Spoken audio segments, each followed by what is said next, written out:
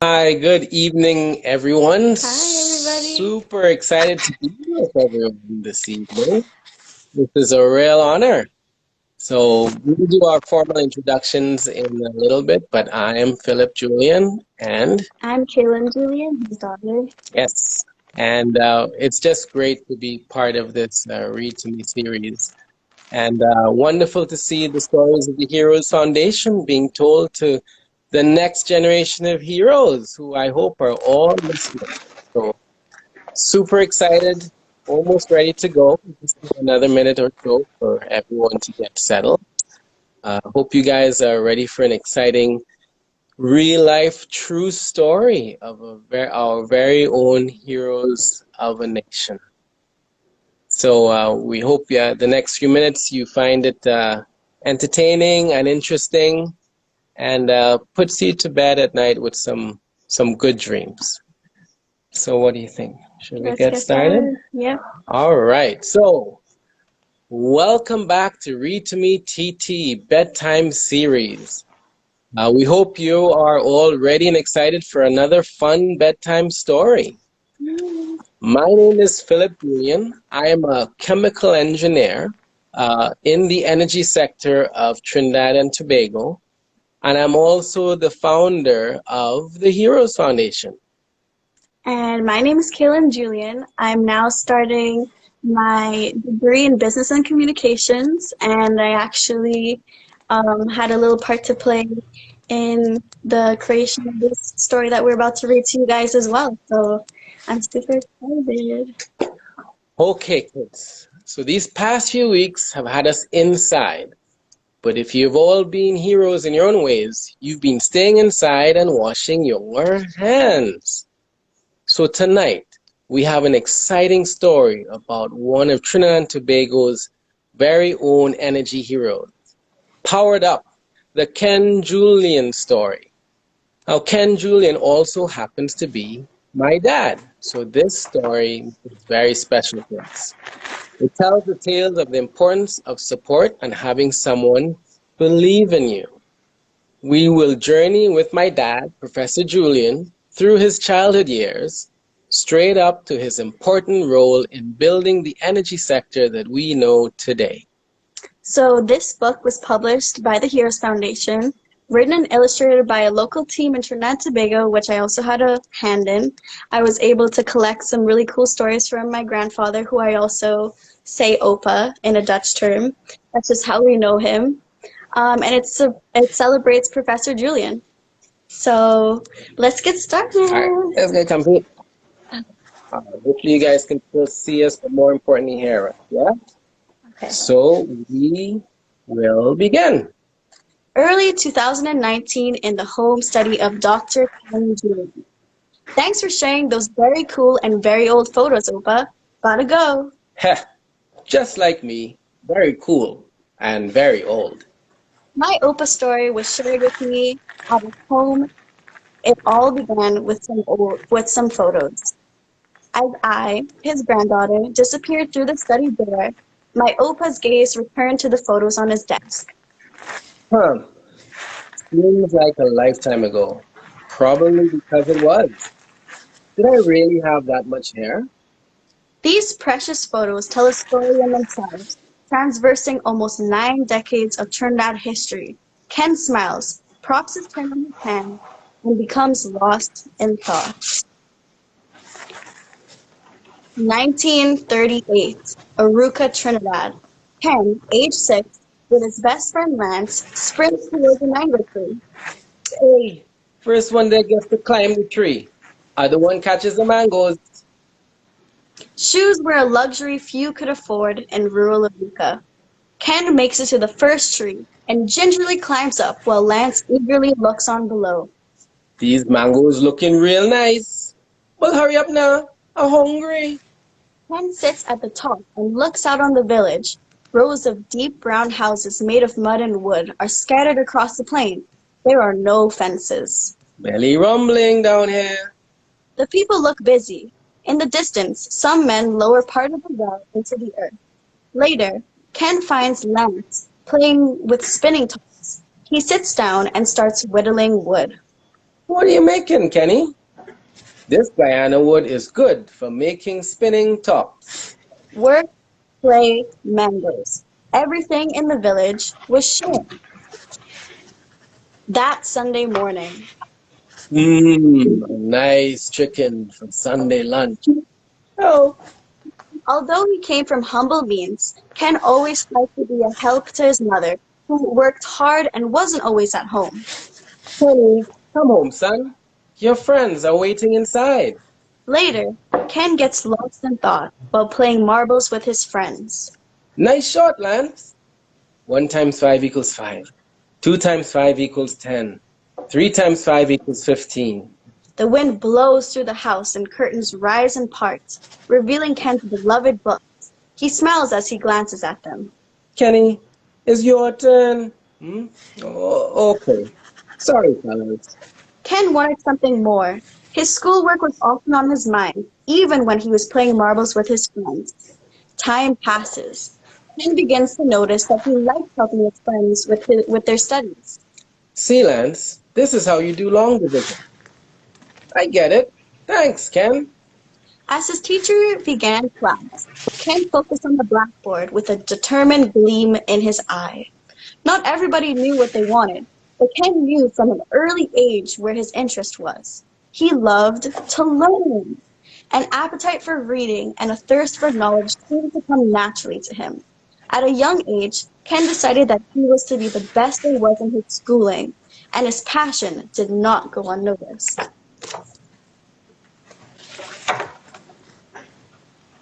One morning. Good morning, everyone. Good morning, Mr. Mr. Harris. Thanks for dropping by, Mr. Harris. At that time, Mr. Harris was the principal of a little boys' RC primary school. Don't mind me. I just wanted to sit in for a little while. Of course, please, make yourself at home. Hey, Kenny, I find Mr. Harris spending real time with us. Yeah, boy. Mr. Harris saw that Ken had what it took to be an exhibition winner, so he decided that he would take Ken under his wing and mentor him towards achieving that goal. That afternoon, Mr. Harris visited Ken's home. His mother, Bailey, answered. Mr. Harris told Ken and Bailey that he accepted a position at St. Joseph's RC Primary School. He proposed that Ken move too. So, would you be open to your son changing schools with me? St. Joseph's has never won an exhibition. Mr. Harris was determined to change that, and Ken was the key. Please say yes, Mama. Ken would continue to be mentored by Mr. Harris, and now he would be a class of one. Well, Mr. Harris, it will be a big sacrifice not having him close to me. But if it gives him a chance for an exhibition, then you have my blessing. And that was Ken's first encounter with somebody simply believing in him. Mr. Julien, you are better than you know, and I am making it my job to show you how good you really are. As Ken took it all in, he made his own commitment to himself. This is going to be a lot of work, but it will be worth it to make things better for Mama. I'm going for it. The class of one came into effect 1 year before the exhibition scholarship exam. Ken moved to Tacarigua for that year and lived with his uncle. Whether it was at home with his uncle or at school with Mr. Harris, Ken would study and study. Good work, Mr. Julien. Keep it up. Thanks, Mr. Harris. And study some more. Through all that hard work, Mr. Harris never stopped believing in Ken. As a result, Ken started to believe more and more in his own capabilities. And on that fateful day, the island exams. I can do this. Ken and his classmates sat at their desks. All were focused on their exams. Ken was the only one smiling. Soon after, the results of the students' school placements were published. Ken held his breath as he read the results. And though he knew he had done well, he was still shocked when he got the good news. I got into St. Mary's College. Ken's studies had paid off. As Kenny reaches home with the news, the villagers surround him and his mom, cheering and smiling. You put a rook on the map, Kenny. Well done, Kenny. St. Mary's mom, first choice. I am so proud of you, my boy. Back to the present day. As Professor Julien reflected on that eventful and happy day, he looked at the photo of his simplest first home and started to recall what his next adventure was to be. Ah, yes, I remember. There was a train service from Sandy Gully to help students go to Port of Spain for secondary schooling. That would have meant though a lot of early mornings and late evenings to and from Aruca. I was really fortunate that my Uncle Basil and Aunt Bio took me in. I would stay with them in Belmont while I attended school and see Mama on the weekend. Welcome, Penny. St. Mary's College, the first day. Hmm, I recognize those boys from Belmont, those town boys. Hey, fellas. On my first day of school, I was so excited. I was beaming with pride as I entered the gates with an honor. Me, Ken from Aruca, I would be attending this prestigious institution. Hey, look at this country bookie. Jeez, they seem much slicker than me. What is going to happen when we all sit together in the classroom? Oh gosh, I'm sure they're going to give me a hard time. Instead of worrying about what the other boys thought, Ken started to do what he knew to do well. I knew I was no longer in primary school. If I was to do well, I would have to work hard. So he studied and studied and studied. I spent most of my time in the company of my schoolwork. I worked hard, day after day, week after week, and month after month. And it paid off. Top of the class, Mr. Julien. Well done. When the first test came, I dropped it on them. My results spoke for themselves to my classmates. Yes, Ken smiled broadly. His classmates looked at him with a mixture of envy and admiration. I knew I would do well, but even I was taken aback when I learned that I topped the class. Then and there, I knew that I would be okay. Those town boys had received a lesson in humility. I knew I could accomplish great things if I tried. With this newfound confidence, I pushed forward. From that moment on, I never looked back. A few years later, final exams. Ken worked hard throughout his school life. However, life does not always turn out the way we planned. Ken needed to be not only the top of his class, but first in the country in the A-level exams to win the island scholarship. Unfortunately, he missed that position by only 3 months. No, His goal of attending Oxford or Cambridge was dashed. Not long afterwards, you wanted to see me, Father Ryan? I think there may be a good use for that brain of yours. his former mathematics teacher at St. Mary's College, Father Ryan, was now the principal of faculty. And shortly after that, Ken began to teach mathematics at Hey, like this teacher don't need notes. and to his pleasant surprise, not only was he good at teaching, he enjoyed it too. Then another opportunity arose. Ken went to work for UBOT. He spent about 18 months learning the ropes. He gained experiences working as a roughneck and roustabout in the oil refinery, commonly known as petrochem. He also participated in industrial electrical engineering workshops. One day, Ken was visited by another of his mentors, Father Larry, who handed him a form that would change his life. What's this, Father? It's an application form for the Shell UBOT Engineering Scholarship. Apply for the scholarship, my son. I believe in you. Ken looked down at the paper, not reading the words, but reflecting on Father Leopold's words. I believe in you. And that motivated Ken to give the applications his all, which ended Yes, the scholarship was granted.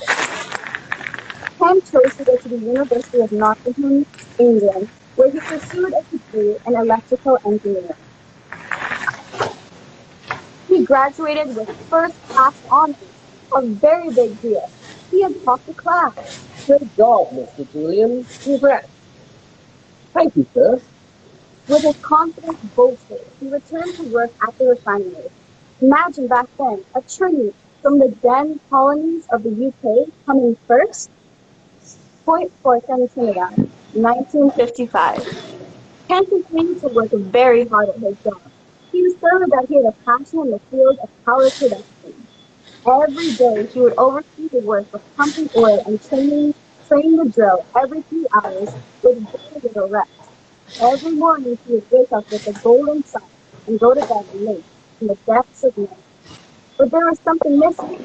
He always had the mindset that he wanted to learn and grow in his career and as a person. I won't grow if I stay here. He realized that his current job would curtail his dream of learning more about what he was passionate about. Work. Work had become a routine. He was eager to be somewhere he could grow. I know what I have to do.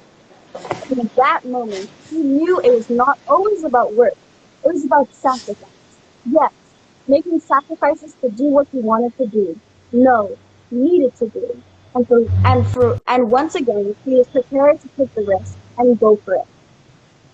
He first shared the news with his colleagues. Soon I'll be leaving. It's time. I'm going to chase my dream. Ken, you crazy? Well, you know what they say. You can't make an omelet without breaking a few eggs. Then, with his supervisor, I'm resigning. What the? Why? You're one of the strongest employees here. Why, in a few years, you could even have this job. Well, that's the thing, sir. I'm pretty sure I could do your job right now. Not in a couple years. But leaving home with only that cheeky stomach, Ken was off. After that, Ken returned to his growing interest in teaching, volunteering every morning to do so. As he continued to teach, he realized how much he truly enjoyed it. Ken had to make many sacrifices to achieve his goals. First, he sold his car. thanks for buying it for me, sir. My pleasure. Good luck in Canada. He used the money he made to start his postgraduate studies in Canada. He began working on a PhD in power systems at the University of British Columbia, Vancouver. Ken thrived on this opportunity for growth and for learning. By maintaining his passion for learning, with no risk, no opportunity for growth philosophy, he continued to excel in his work. He was able to move forward and perform very well for his professors. Despite his positive attitude, he faced one major challenge. Sorry, dear. You're a few dollars short for groceries. Uh-oh.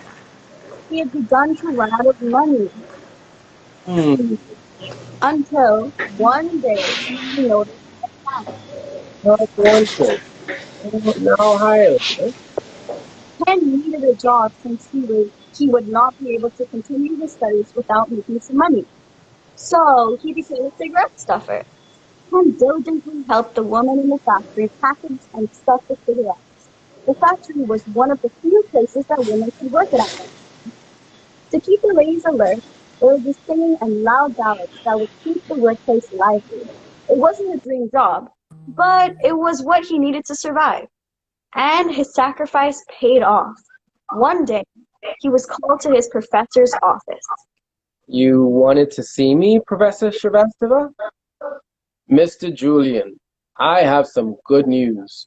You have done a tremendous job here at the university. We wish to offer you a scholarship for the remainder of your time with us.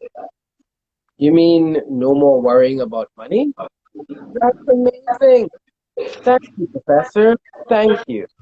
Ken's commitment to continuing his studies showed up in his results.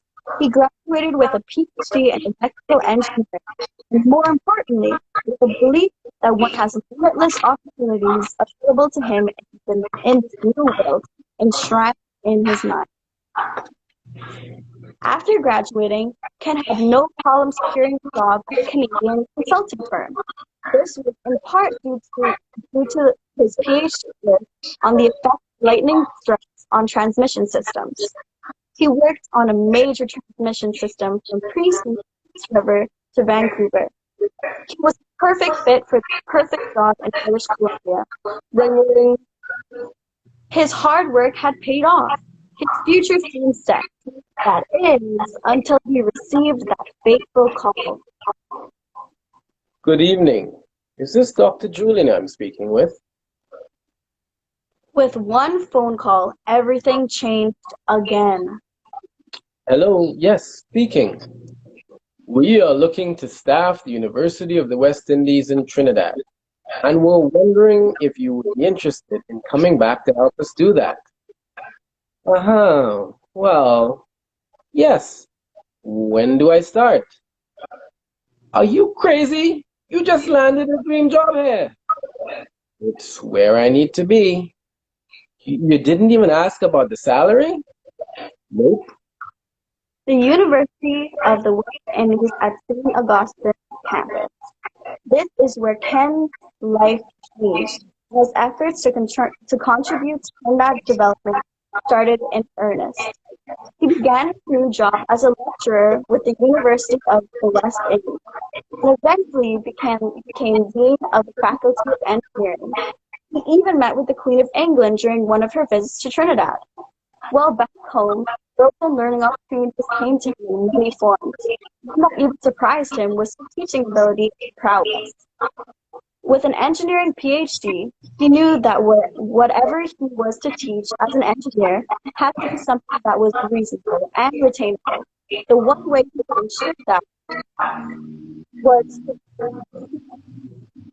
could ensure that was what he taught was attainable was to retain himself and demonstrate that to his class. Good morning, class. Good morning, Professor Julien. Teacher who entered the classroom with nothing but a piece of chalk in his hand.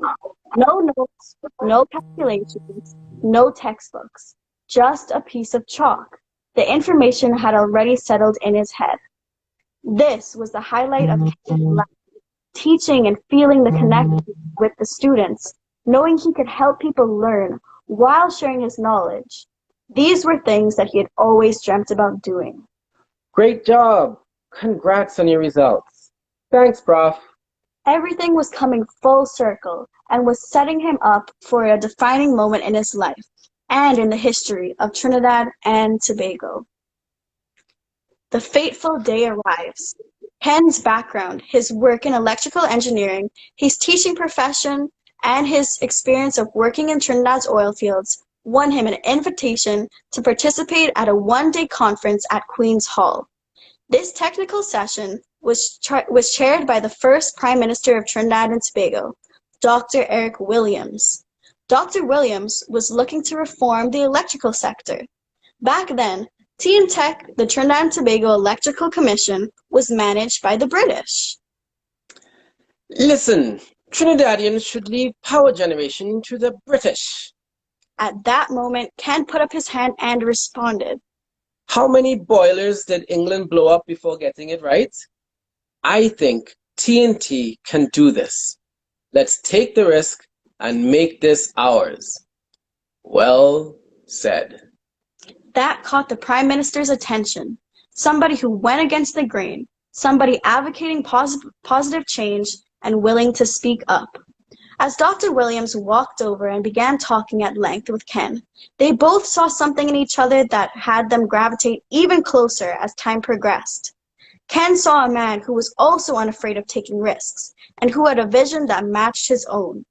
Dr. Williams saw in Ken the same thing that Principal Harris first saw, the spark born in that little boy from Aruca that powered his hard work, his sharing of expertise, and his taking risks for the greater good.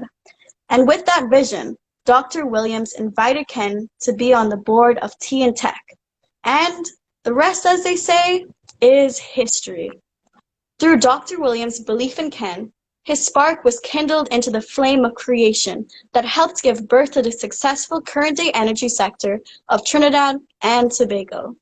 And his work in expanding teen tech's education through UTT and other institutions, well, that's a whole story in itself.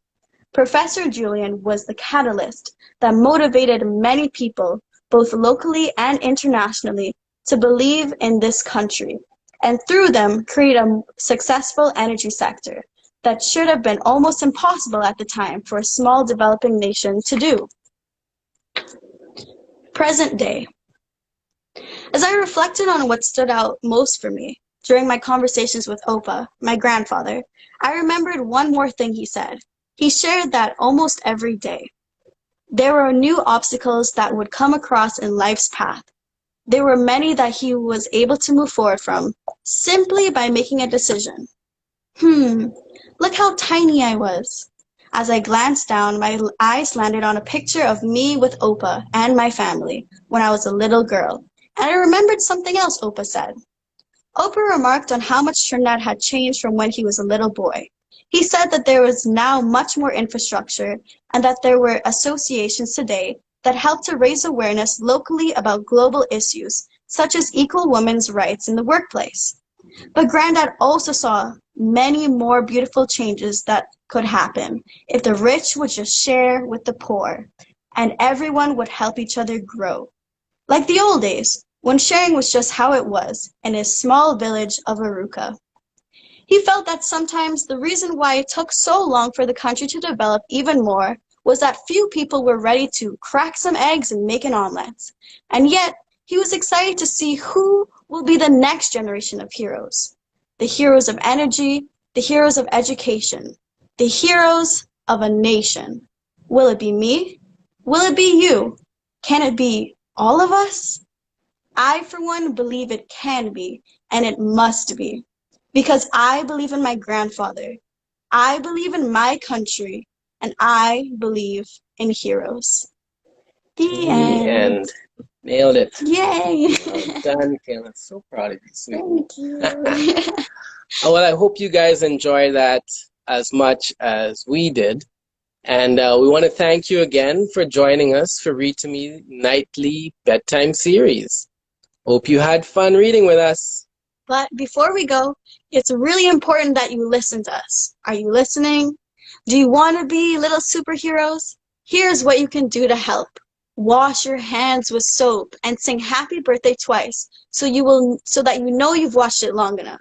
Keep your hands out of your mouths and remind mommy, daddy, granny, everybody to wear their masks if they're going out. We can do this because we are in this together. Thank you guys for this wonderful opportunity to read this bedtime story to you. We hope that you enjoyed it, and we really liked being invited into your homes to be part of your bedtime routines. So get some rest, sleep well, and you'll be back tomorrow, we hope, for a brand new story with 2 new readers. Thank you, guys. Good night. Bye. Good night. Bye.